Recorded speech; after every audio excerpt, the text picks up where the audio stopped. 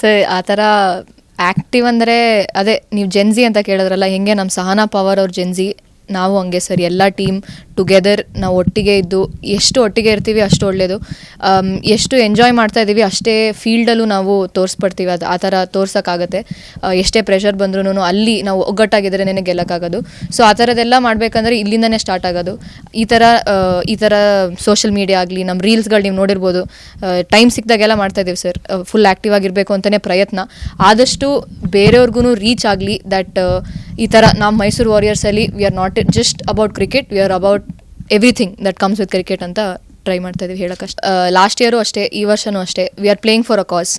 ನಾವು men cricket ಅವ್ರೂ ಅಷ್ಟೇ, ನಾವು ವಿಮೆನ್ಸ್ ಅವ್ರೂ ಅಷ್ಟೇ. ಮೈಸೂರು ವಾರಿಯರ್ಸ್ ಅಂತ ಬಂದಾಗ ಯಾವಾಗ್ಲೂ ವಿ ಪ್ಲೇ ಫಾರ್ ಅ ಕಾಸ್. ಈ ಸತಿ V are playing for school ಅಲ್ವಾ.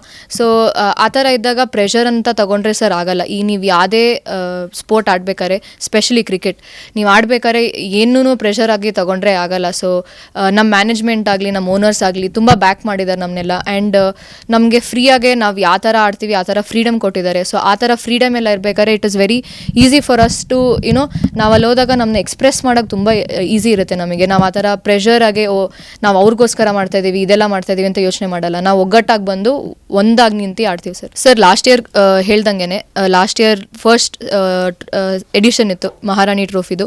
ನೀವೆಲ್ಲ ನೋಡಿದ್ರಿ ನಮ್ಮ ಕಡೆಯಿಂದ ಎಷ್ಟು ಜನ ಹೋಗಿ WPLಗೆ ಸೆಲೆಕ್ಟ್ ಆಗಿದ್ರು ಅಂತ.